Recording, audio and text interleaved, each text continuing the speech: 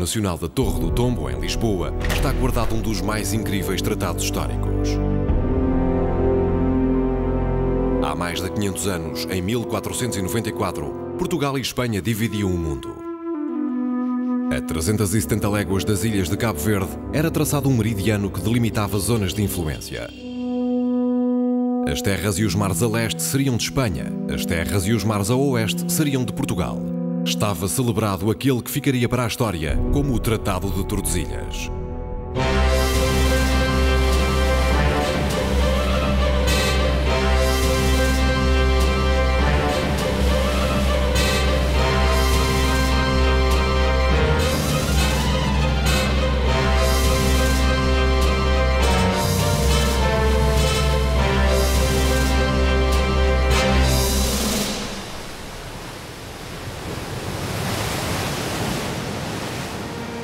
Portugal, um pequeno reino situado no extremo sul da Europa, lançava-se à conquista dos mundos, quebrando barreiras físicas e psicológicas até então intransponíveis.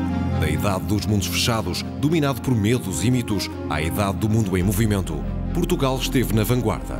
Os portugueses souberam criar e adaptar as melhores embarcações e, dominando ventos e marés, foram os primeiros a chegar à África, Índia, Brasil e Japão. O que é espantoso acerca das explorações portuguesas do século XV ao século XVI é que fizeram com que um pequeno país europeu formasse um enorme império espalhado pelo mundo. Isto só foi possível porque houve embarcações capazes de enfrentar mares nunca antes navegados, vencendo medos e tempestades nunca antes vistas. Mas afinal, que navios seriam esses que permitiram viagens tão extraordinárias? Instituto Superior Técnico de Lisboa. Nuno Fonseca é engenheiro naval e dirige um trabalho de investigação que pretende revelar como seria uma embarcação que fazia as mais longas viagens dos descobrimentos portugueses. Portanto, é evidente que Portugal, nesta altura, dominava a tecnologia de construção naval. Estes navios eram dos mais avançados que faziam naquela altura.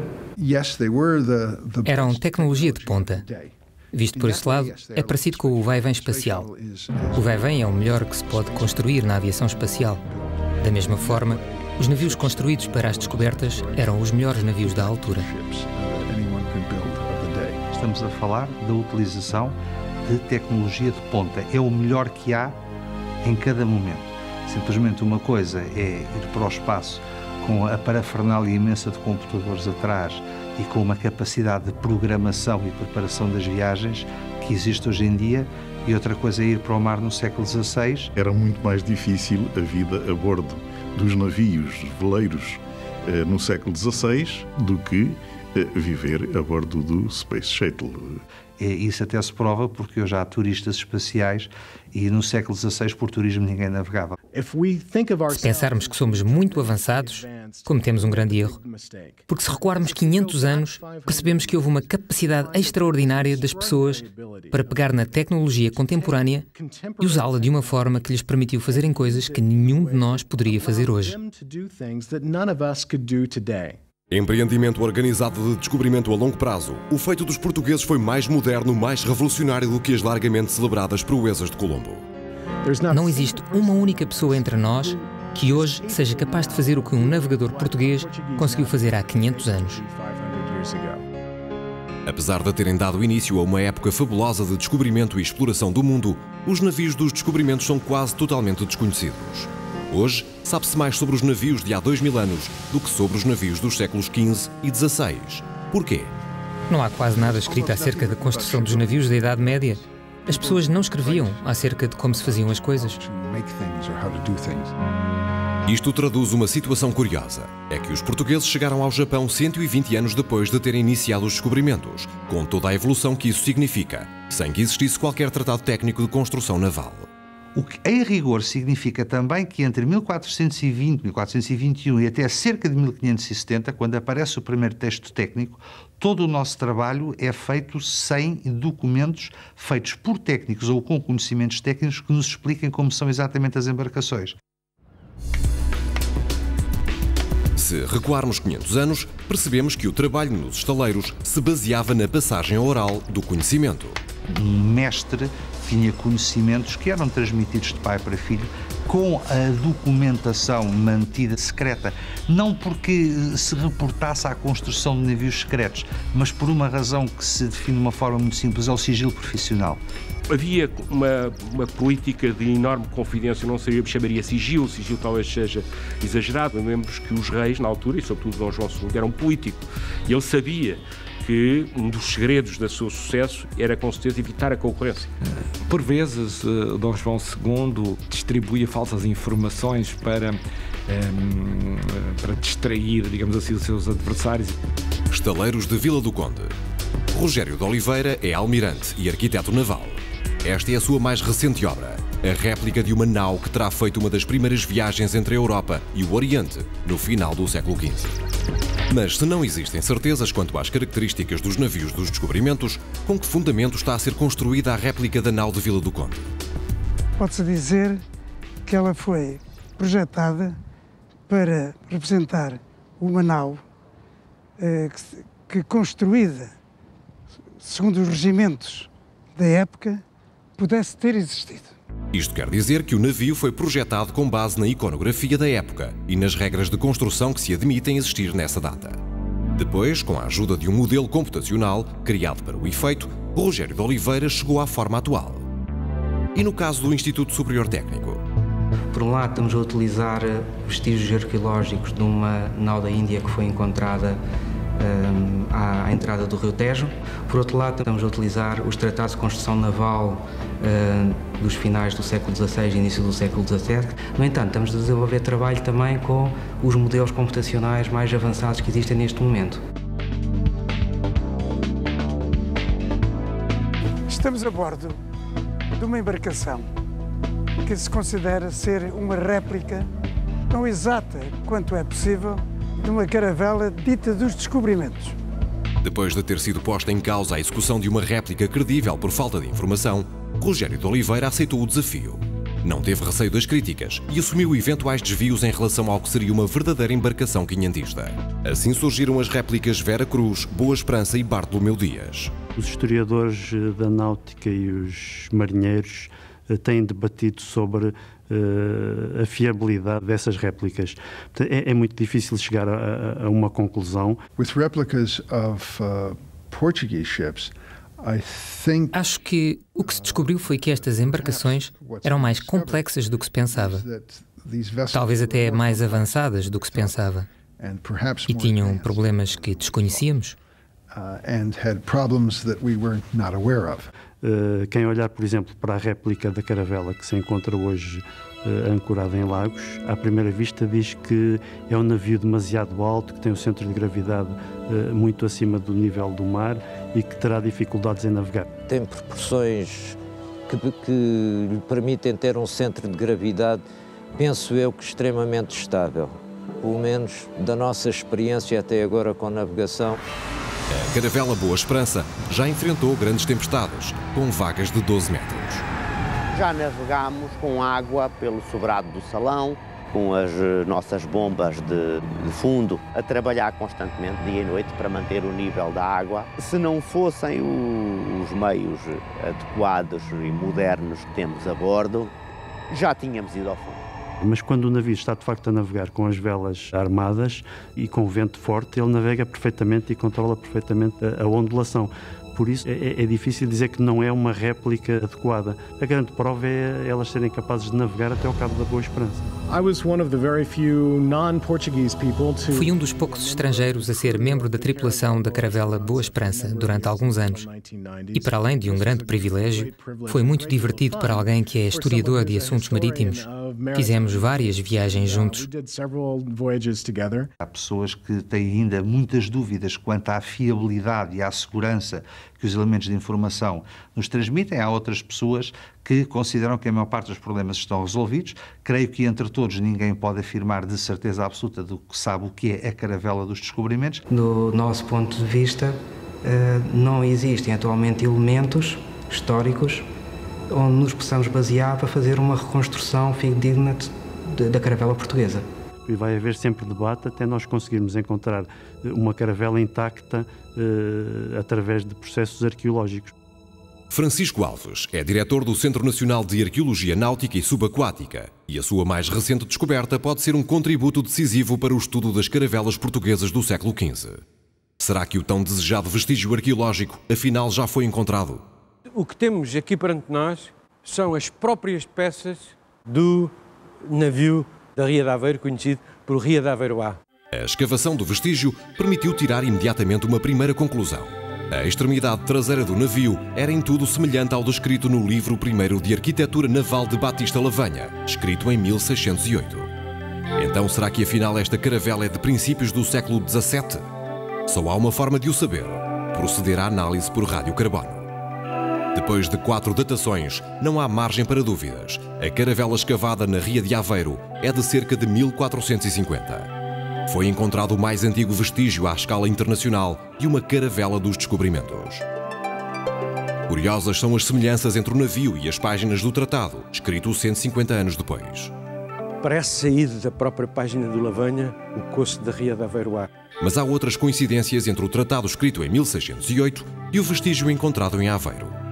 A forma de encaixe extremamente sólido das peças da quilha e do casco e o tipo de pregadura mista com pregos de ferro e cavilhas de madeira são iguais à descrição feita por Lavanha 150 anos mais tarde e são marcas inconfundíveis do tipo de construção feita na Península Ibérica. Este tipo de características, mais esta assinatura arquitetural, faz com que quando nós arqueólogos encontramos restos de navios, por mais ínfimos que sejam, com esta característica específica, nós estamos de certeza sobre um navio português ou espanhol. No caso da Ria de Aveiro, apenas 50% do casco foi recuperado.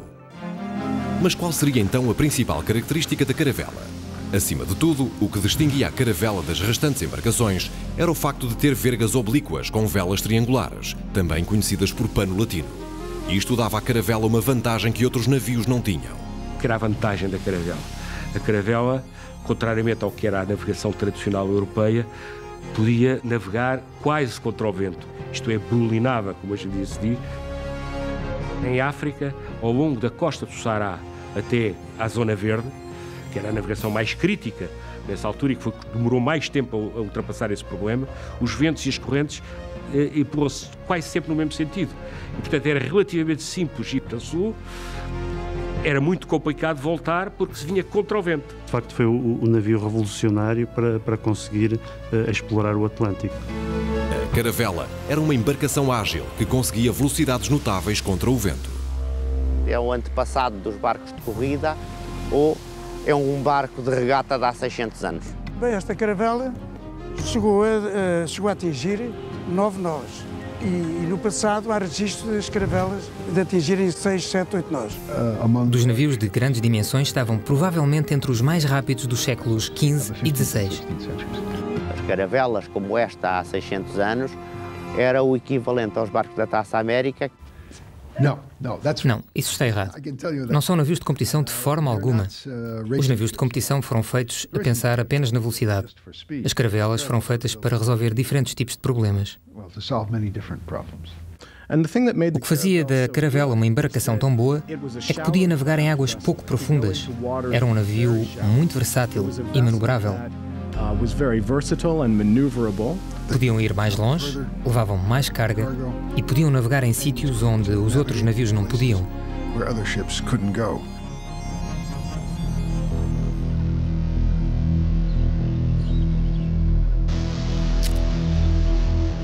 O que será que está para além do que os nossos olhos veem? O perigo espreita a cada canto. Há o medo, mas também o espanto e a admiração pelo desconhecido. A descoberta de novas raças e de novas culturas.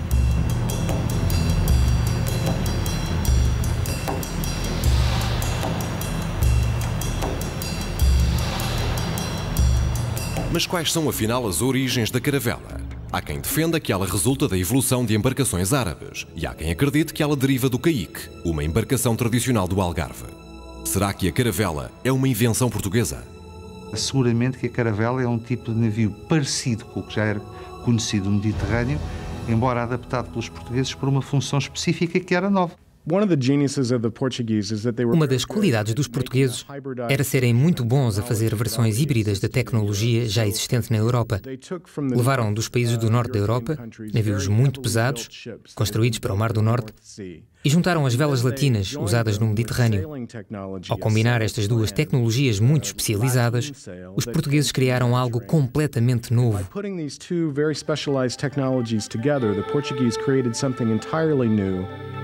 O método português de construção do casco confirmou-se na caravela encontrada na Ria de Aveiro. Por coincidência, a última peça recuperada é fundamental para perceber como eram construídas estas embarcações. E a caverna mestra é a base da filosofia construtiva da tradição ibero-atlântica herdada do Mediterrâneo. Os portugueses deram o primeiro passo para o novo tipo de construção de navios. Desenvolveram formas de unir toda a nova estrutura com o novo esquema de velas antes de qualquer outro europeu. Por volta de 1400, já tinham essa habilidade.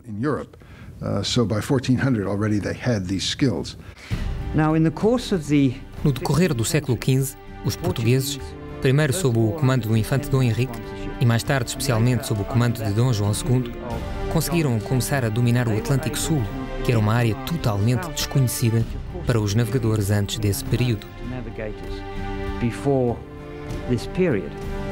1415 marca o início da expansão de Portugal. De Lisboa partem 200 navios, conquistando a cidade de Ceuta, no norte da África. O infante Dom Henrique surge como figura-chave.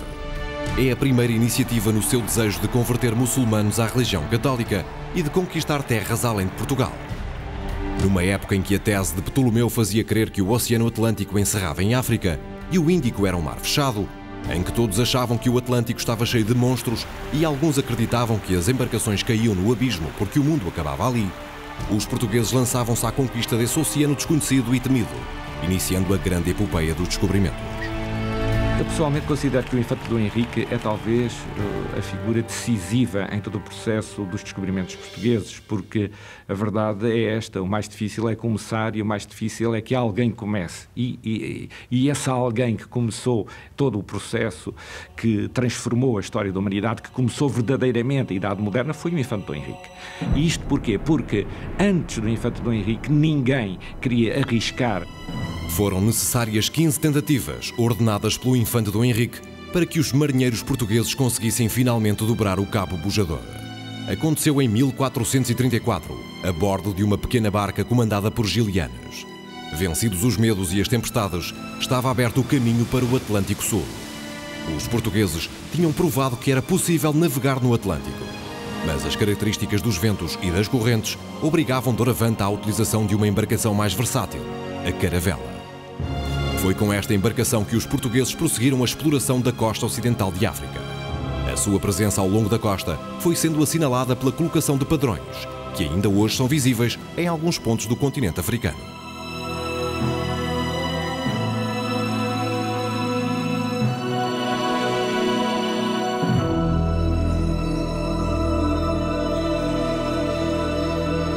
Os portugueses desceram aos poucos pela costa a cada ano que passava, descobrindo algo próximo de 300 km por ano. Variava de ano para ano, mas a ideia era expandir o conhecimento aos poucos e eventualmente encontrarem o caminho para a Ásia, que era, obviamente, o objetivo principal.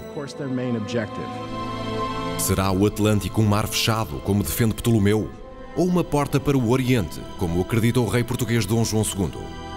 Se a África continuasse para sul, o navegador Bartolomeu Dias não tardaria a encontrá-la, mas a única coisa que os marinheiros veem é água sem fim.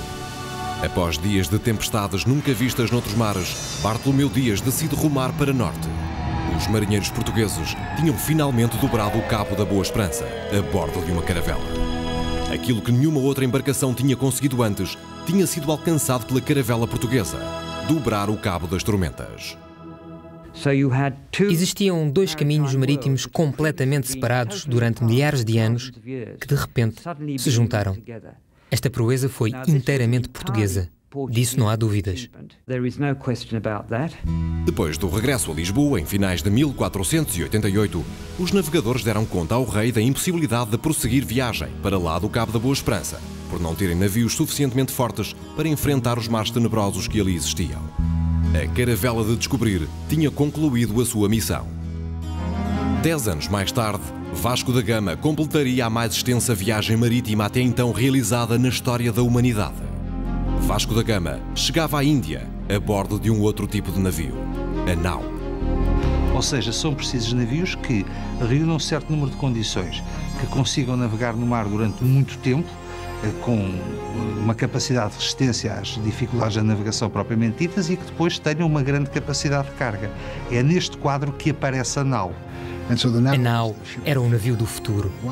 Assim que apareceu na Ibéria, provavelmente em Portugal, por volta de 1400, foi constantemente melhorada e passou a ser o navio mais usado na Europa nos séculos XVI, XVII e XVIII. Mas como eram de facto as naus que impressionaram europeus e orientais? É na resposta a esta pergunta que Tiago Santos e Nuno Fonseca trabalham diariamente no Instituto Superior Técnico de Lisboa. O objetivo deste projeto é fazer uma reconstituição, ou seja, um levantamento das características geométricas e náuticas de uma nau da Índia. Portanto, isto é uma reconstituição que vai ser virtual para já. Este trabalho de investigação sobre as características e o desempenho de uma nau da carreira da Índia está a ser feito em parceria com o Instituto de Arqueologia Náutica da Universidade do Texas e baseia-se nos resultados da escavação arqueológica da nau Nossa Senhora dos Mártires, encontrada pelo Centro Nacional de Arqueologia Náutica e Subaquática à entrada de Lisboa, em 1997. Foi encontrada a Nossa Senhora dos Mártires do ponto de vista arqueológico, é um dos únicos e um dos mais importantes testemunhos e fontes de informação sobre certos aspectos dessas naus da Índia. Graças à datação por radiocarbono, à documentação da época e à descoberta de um astrolábio datado, foi possível confirmar que se trata da nau Nossa Senhora dos Mártires, que terá naufragado de forma trágica à entrada do Rio Tejo em 1606, cerca de 150 anos depois da caravela da Ria de Aveiro. Com a porção do fundo do navio que foi encontrada, pode-se, utilizando, por exemplo, o livro de Traças de Carpintaria e, sobretudo, o livro do Padre Fernando de Oliveira, começar a reconstruir as formas do casco do navio. Ninguém tinha falado ainda sobre o sistema de calafetagem. E um dia, no Índico, há dois grandes arqueólogos que vão estudar os restos de uma presumível nau portuguesa nas Seychelles, e não percebem nada porque é que aquilo está cheio de ripas de chumbo e de plaquinhas e não sei quantos, etc. Ora, fomos encontrar exatamente na Nossa Senhora dos Mártires o primeiro testemunho de utilização de cordão de chumbo enrolado para calafetar cada tábua que encostava, grossíssima, aquelas tábuas. Sabe-se hoje que o método de calafetagem utilizado nas embarcações portuguesas provém de um sistema milenar de calafetagem de cisternas. O sistema de calafetagem das cisternas de fortificações e cidades antigas fazia com que os blocos de pedra, que se eram colocados uns sobre os outros, a água passava toda pelos interstícios entre os blocos. Então, como é que isso se evitava? Calafetagem por rolo de chumbo intercalado entre cada pedra e entre cada encosto. A nau aumentou bastante de dimensão entre os finais do século XV e o século XVII. Podemos perceber isso mesmo ao comparar as dimensões da nau de Vila do Conde, que corresponde a uma das primeiras naus da carreira da Índia, e da nau Nossa Senhora dos Mártires, construída no início do século XVII. Enquanto a de Vila do Conde tem 120 tonéis, que era a medida utilizada na época, a nau Nossa Senhora dos Mártires teria 600 tonéis. Ou seja, a nau de Vila do Conde tem cerca de 27 metros de comprimento. A nau Nossa Senhora dos Mártires teria 47 metros. Mas esta não foi das maiores que se construíram em Portugal, pois houve naus que chegaram a atingir 60 metros de comprimento. Ou seja, 2 vezes a dimensão da nau de Vila do Conde. Ao longo do século XVI, sobretudo a partir dos meados e segunda metade do século XVI, é visível que os navios portugueses vão agigantando, enquanto os navios ingleses e holandeses não são tão grandes. Coisa que, aliás, suscitou algum espanto quando os navios portugueses começaram a ser apresados porque eram demasiadamente grandes para aquilo que os ingleses estavam habituados a ver. Quando a nau Madre de Deus foi capturada por corsários ingleses no final do século XVI, foi poupada e levada para a Inglaterra. Tal foi o espanto que causou. Mas estas naus, de facto, eram os navios maiores que se faziam no mundo nesta altura. Mas será que as naus são apenas navios maiores do que as caravelas? O que os distingue, afinal? A caravela tinha velas de pano latino. A nau tinha essencialmente velas de pano redondo. Enquanto a caravela é exímia a navegar contra o vento, será que o mesmo acontece com a nau? A análise feita pelo Instituto Superior Técnico de Lisboa demonstra que o navio perde potência à medida que o vento deixa de soprar pela parte traseira. Mas então, qual é a vantagem deste tipo de velas? A vantagem, evidentemente, das velas redondas é que são velas que têm capacidade de gerar mais potência. Enquanto a caravela tem apenas uma coberta, o pavimento, e um castelo de popa, a nau pode ter 3 ou 4 cobertas e 2 castelos, cada um com vários pavimentos. Tem uma capacidade que os outros navios da Europa não têm. É que uma nau dos princípios do século XVI, portuguesa, vai à Índia e volta. Não haveria na Europa, provavelmente, navios que fizessem isso com a facilidade com que fariam os navios portugueses. Os portugueses chegam ao Oriente em 1498. Os holandeses e os ingleses só chegam cerca de 100 anos depois. Quando os portugueses chegaram à Índia, no final do século XV, era a primeira vez que uma potência europeia chegava à Ásia. Entre os europeus, os portugueses foram os primeiros a chegar ao pequeno porto de Malaca, a fazer comércio e a conquistá-lo.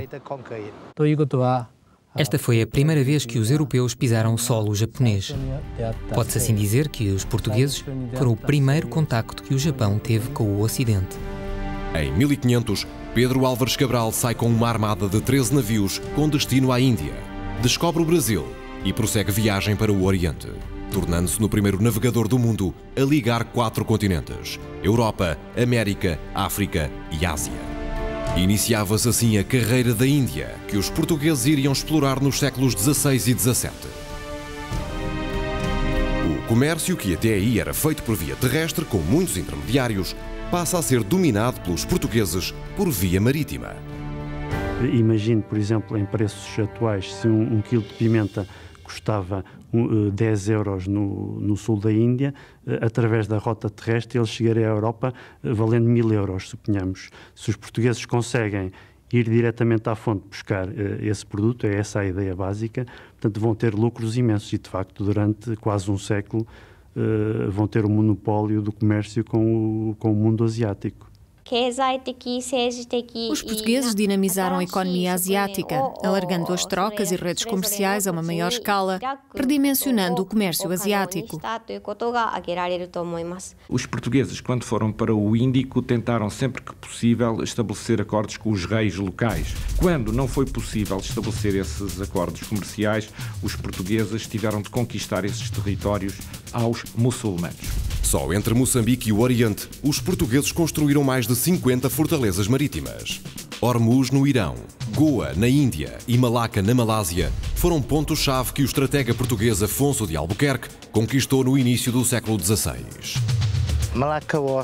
Nessa época, Malaca era o porto mais movimentado da Malásia, incluindo Singapura.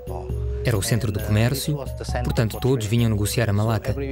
Eu diria que o que Singapura é hoje, Malaca era nessa época a cidade mais importante.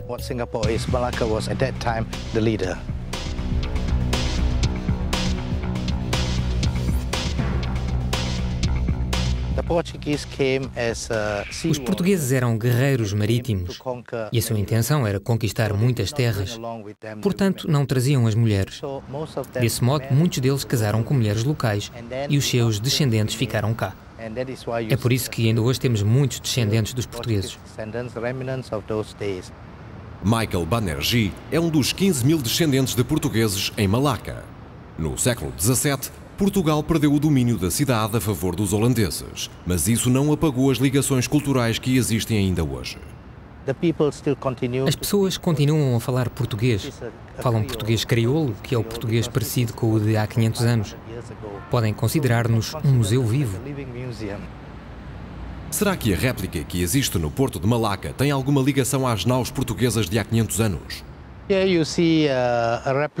Ali podem ver uma réplica de um dos navios portugueses que veio com a frota de Afonso de Albuquerque.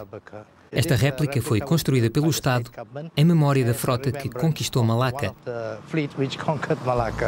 Uma das maiores naus que os portugueses terão construído foi precisamente a que fazia a rota comercial entre Goa, Malaca, China e Japão, e que ficou conhecida como a Nau do Trato. A verdade é que não houve nunca uma potência asiática capaz de atacar e conquistar um destes navios. Até ao final do século XVII, só perdemos 4 desses navios e todos por causas meteorológicas. No Museu Nacional de Arte Antiga, em Lisboa, estão alguns dos mais belos exemplares de biombos Namban. Através deles, é possível testemunhar o espanto que terão causado a Nau do Trato e os portugueses quando chegaram ao Japão em 1543. Estas são das mais emblemáticas obras de arte japonesas que traduzem o ponto de vista nipónico sobre a chegada de um povo até então desconhecido. A chegada dos portugueses ao Japão é um acontecimento revolucionário do ponto de vista da história nipónica. Para os japoneses, até essa altura, além do Japão, o mundo era apenas constituído pela Grande China e pela longínqua Índia, ou seja, desconhecia-se completamente a existência de um continente chamado Europa. Havia até uma expressão para se referir ao mundo exterior que era Sankoku, quer dizer 3 países. E com a chegada dos portugueses passaram para uma outra expressão completamente diferente, embora parecida, que é Bankoku, ou seja, 10.000 países. Os governantes japoneses ficaram tão impressionados com as naus portuguesas que todos quiseram adquirir essa tecnologia de construção naval. A conjugação entre as fortalezas e os navios fazia com que um pequeno número de pessoas, como eram os portugueses, pudessem ter domínios estratégicos numa população vastíssima, num território vastíssimo como é a Ásia. Nós muitas vezes esquecemos que a população do nosso país, nessa altura, era pouco mais de 1 milhão de habitantes. E na outra parte da Península Ibérica, os espanhóis tinham cerca de 5 ou 6 milhões de habitantes. E que nas Ilhas Britânicas haveria talvez 10 milhões de habitantes. E que na França haveriam 14 milhões. Todos os anos saía uma armada com destino à Índia, muitas vezes com mais de uma dezena de navios. Isto significava a partida de 2.000 ou 3.000 pessoas de uma só vez. Num desses grandes navios, numa dessas grandes naus, às vezes perdia-se uma vila ou uma aldeia portuguesa com a quantidade de pessoas que morria, por exemplo, numa dessas embarcações. Houve momentos em que terá sido muito difícil completar a tripulação dos navios, pelo que chegaram a ir às prisões buscar marinheiros para encher as naus da Índia. Há quem diga que foi o que aconteceu com a armada de Afonso de Albuquerque. Uma viagem de ida e volta à Índia demorava aproximadamente 1 ano, o que muitas vezes dificultava a vida a bordo. O jogo acabou mesmo por ser proibido, pois era muitas vezes motivo de confronto. Crimes que existissem a bordo eram severamente punidos pelo comandante. Em casos extremos de crimes de alguma gravidade, podiam enforcar os prevaricadores nas vergas do navio. Pode-se dizer que uma nau da carreira da Índia era uma amostra de uma cidade, pois podia transportar até 800 pessoas de todos os escalões sociais. Uma procissão, um teatro ou mesmo uma simulação de tourada. Tudo podia acontecer dentro de uma nau a caminho do Oriente. Segundo a investigação de Tiago Santos, a área total disponível do navio é de 913 metros quadrados, o que quer dizer que cada pessoa dispõe de menos de 2 metros quadrados durante 6 meses. Isto apenas na viagem para a Índia, pois na viagem de regresso, parte deste espaço seria ocupado com carga. A maioria dos marinheiros e passageiros de classe baixa dormiam a maior parte das vezes no convés ou junto com a carga. Sem casas de banho e com animais vivos a bordo, as condições de higiene eram muito precárias. O biscoito era a base da alimentação e a água, que acabava por se deteriorar, era muitas vezes fonte de doenças. A falta de alimentos frescos conduziu ao aparecimento de uma doença até então desconhecida, o escorbuto. Como se pode escapar da morte que espera a tantos portos e que tem tantos laços quantos palmos há de Portugal a esta Índia? E por tão averiguado têm os pilotos ser sem remédio o perigo desta viagem, que todos têm por aforismo que as naus de Portugal para a Índia e da Índia para Portugal, Deus as leva e Deus as traz. Sabe-se hoje que naufragaram mais de 330 naus da carreira da Índia, a maior parte no regresso a casa. Algumas naufragaram tragicamente à entrada de Lisboa, depois de 1 ano de viagem. Cada vez que se afundava uma nau, era como se afundasse uma fortaleza em cima de água, pois podia transportar qualquer coisa como 140 canhões. As naus portuguesas eram muito difíceis de conquistar, eram quase inexpugnáveis. Há documentos que referem que um único navio português podia fazer frente a 30, 40, 50, às vezes 100 embarcações asiáticas, desde que tivesse artilharia a bordo. O domínio dos mares durante o século XVI é assegurado por 3 tipos de embarcações diferentes. A nau, que é um navio de carga, embora vá artilhado. O galeão, que é um navio com um perfil mais dirigido para a guerra naval, mas que tem uma utilização bifuncional, guerra e comércio. E a caravela redonda, que é um navio de guerra fundamentalmente. A caravela redonda é uma inovação portuguesa que mistura os 2 tipos de velas, redondas e latinas, e que tem como missão proteger as armadas da carreira da Índia, sobretudo quando começam a aumentar os ataques marítimos das outras potências europeias. No século XVI, o desenvolvimento da artilharia portuguesa acompanhava a evolução dos navios e era considerada a melhor do mundo. Numa época em que a artilharia era toda de carregar pela boca, os portugueses começaram a utilizar nas embarcações artilharia de carregar pela culatra. Qual era a vantagem? Tinha uma velocidade de tiro 6 vezes mais rápida. Com este sistema, isto passou a ser uma inovação, um avanço tecnológico que podemos dizer com 300 anos, porque se pensarmos que em 1815, portanto já no século XIX, na Batalha de Waterloo toda a artilharia era de carregar pela boca, é notável que no século XVI se tenha concebido um sistema destes. Ainda hoje, na escola primária, todos os japoneses ouvem logo falar dos portugueses por isto mesmo, porque foram os portugueses, com a sua chegada, que trouxeram instrumentos tão importantes como a espingarda. E aqui, se querem termos uma noção muito clara, é bom não esquecer que a pólvora foi inventada na China. Mas a chegada de uma arma que dispara com o uso da pólvora é feita pelos portugueses que deram a volta ao mundo para chegar ao Japão. A chegada das armas de fogo alteraria radicalmente a configuração política do meu país e contribuiria decisivamente para a unificação do mesmo. A chegada dos portugueses ao Japão representa, indiscutivelmente, o segundo grande salto tecnológico que o Japão deu desde o início da sua história. Os portugueses de então possuíam um nível tecnológico muito avançado, principalmente no que diz respeito à tecnologia náutica e à cartografia. O primeiro mapa-mundo rigoroso que existe, que é feito com base nesse levantamento costeiro, feito essencialmente por portugueses, é o chamado mapa de Cantino, de 1502, que na aparência é um mapa moderno.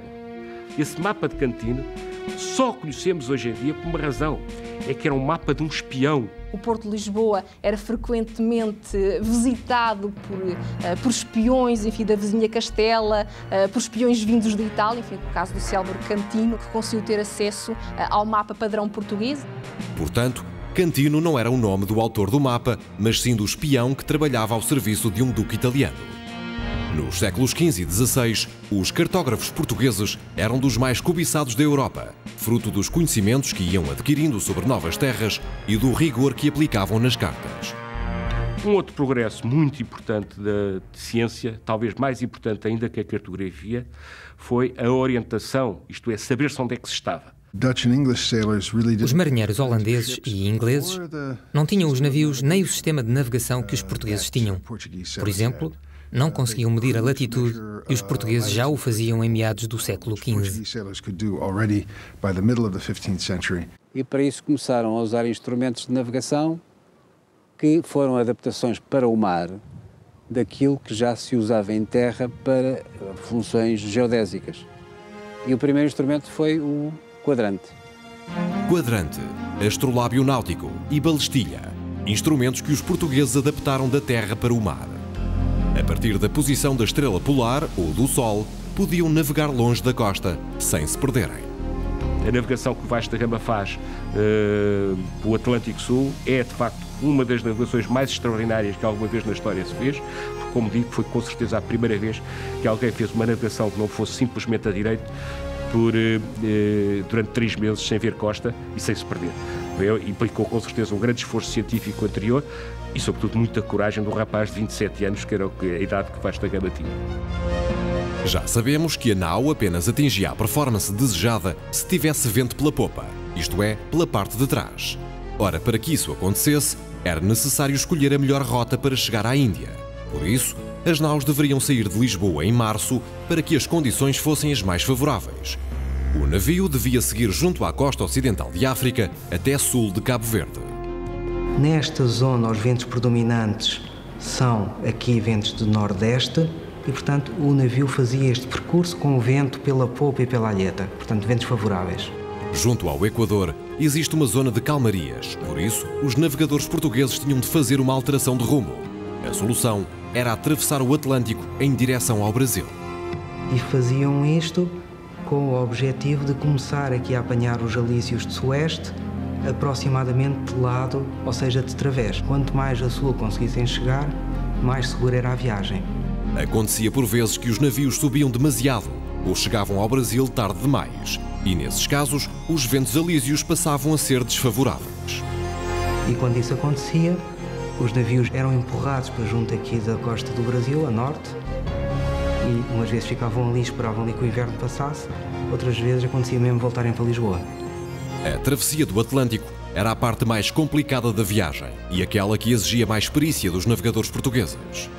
O problema que eventualmente podia acontecer aqui a passar o Cabo da Boa Esperança era apanharem tempestades violentas. Se a estimativa da latitude não fosse bem feita e se os navegadores descessem demasiado para sul, seriam apanhados por ventos e tempestades cada vez mais fortes. Idealmente, os navios deviam passar o Cabo da Boa Esperança em junho, para poderem apanhar os ventos favoráveis da monção que os conduziria até à Índia. O regresso ideal seria por volta de dezembro, janeiro, pois é a época do ano em que o regime de ventos é contrário ao da monção, empurrando os navios para sul. E finalmente, para chegar a Lisboa, o navio teria que fazer uma volta pelo Atlântico até junto dos Açores, para junto aos Açores mais uma vez apanhar vento favorável. Pois se os navios tentassem fazer a viagem de regresso junto à costa ocidental de África, o navio apanharia vento pela frente e não conseguiria finalizar a viagem. Os pilotos, muitos deles não sabiam ler e alguns sabiam contar mal. O que eles tinham que saber fundamentalmente é saber somar e subtrair, porque a sua cultura era muito pequena. Mas a sua experiência era impressionante. Perdemos a capacidade para navegar um navio usando apenas uma ampulheta e guiando-nos pela posição do Sol e das estrelas. Perdemos a capacidade de ler o mar, tal como esses navegadores o faziam.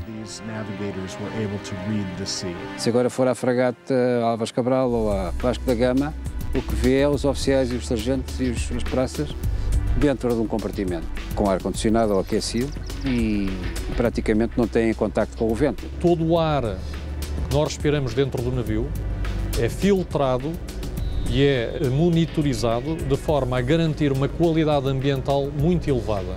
E porquê? Porque também não precisam de estar cá fora, porque têm o GPS, esses instrumentos todos que lhes permitem saber a posição instantaneamente, não é? Nós, a bordo deste navio, temos 5 radares. Para além desses radares, temos guerra eletrónica. Temos equipamentos que escutam os sons debaixo d'água. E o modo de comunicarem correspondia a sinais luminosos ou a sinais sonoros. Sinais luminosos feitos com lanternas e também sinais acústicos que eram feitos com peças de artilharia. Ainda tenho embarcado 2 helicópteros que funcionam como braços armados e braços de sensores que me estendem a minha capacidade para além dos 400 km a partir do navio. Naquela altura havia batéis, havia pequenas embarcações a bordo dos navios que faziam às vezes o helicóptero. Assim como a fragata Vasco da Gama é hoje o local com mais tecnologia por metro quadrado em Portugal, também as caravelas e naus eram o mais avançado tecnologicamente nos séculos XV e XVI. Mas enquanto numa fragata do século XXI, 2 turbinas de avião fazem mover o navio, numa embarcação dos séculos XV e XVI, era a força dos braços que fazia mover o leme e que erguia velas com 2 ou mesmo 4 toneladas de peso. Enquanto uma nau demorava 6 meses a chegar à Índia. Este navio, para chegar à Índia, partindo de Lisboa, executando uma navegação parecida com a de Vasco da Gama, demoraria entre 20 a 25 dias a chegar a Calcute. As frágeis caravelas que passaram o mítico e temido Cabo das Tormentas e as naus que abriram caminho até ao outro lado do mundo era o que de mais avançado se fez no seu tempo para cumprir a grande aventura dos oceanos. O que descobriram estava para lá da imaginação. Começamos a ter um conhecimento direto de novos povos, novas ideias, novas culturas, novos animais, novas religiões, que podemos observar e comparar com as provas antigas e ver onde estavam erradas. Portanto, existe uma parte importante do Renascimento para a qual as viagens portuguesas contribuíram muito. A partir da revisão de terra, permitiu um século depois a Galileu rever o sistema solar, que passou, na sua interpretação, de ter o seu centro na Terra para uma visão heliocêntrica. Sem os descobrimentos portugueses, esses trabalhos de Copérnico, de Kepler e de Galileu também não seriam possíveis. A partir das informações transportadas pelas embarcações portuguesas, artistas europeus passaram a introduzir novos elementos na sua arte. Por exemplo, o próprio Bosch apresenta já nas suas pinturas, muitas delas eivadas de um sentimento muitíssimo forte e perturbante de religiosidade mística, apresenta muitas vezes animais exóticos que ele de todo não poderia conhecer numa Europa onde a fauna era dominada pelos pintores, mas que ele tinha conhecimento através de desenhos ou através de descrições dos barcos que chegavam, nomeadamente em primeiro lugar a Lisboa. Ao mesmo tempo que as caravelas e naus avançavam na descodificação do novo mundo, a botânica, a zoologia, a linguística, a geografia, a cartografia, a astronomia e a arte foram consideravelmente enriquecidos. A verdade é que, se nós quisermos ser relativamente rigorosos, nós podemos dizer que a globalização não é um fenómeno recente que tenha tido início nas últimas décadas do século XX. A globalização é um fenómeno que arranca no século XV e que arranca exatamente graças ao impulso dos portugueses. Aliás, seriam os portugueses que dariam conhecimento ao mundo do próprio mundo. Isto é o começo de uma nova fase da civilização na história da humanidade. O Homo sapiens existe na Terra há 100 mil anos. A nossa capacidade para navegar pelo mundo é só uma pequena fração disso, apenas 500 anos. Portanto, as nossas mudanças foram notavelmente rápidas, se tivermos em consideração a dimensão da história da humanidade. Se a Terra existisse há 24 horas, o homem teria chegado a menos de 2 segundos e teria descoberto o planeta em que habita a apenas 7 milésimas de segundo. E para isso, muito contribuíram as caravelas e as naus portuguesas.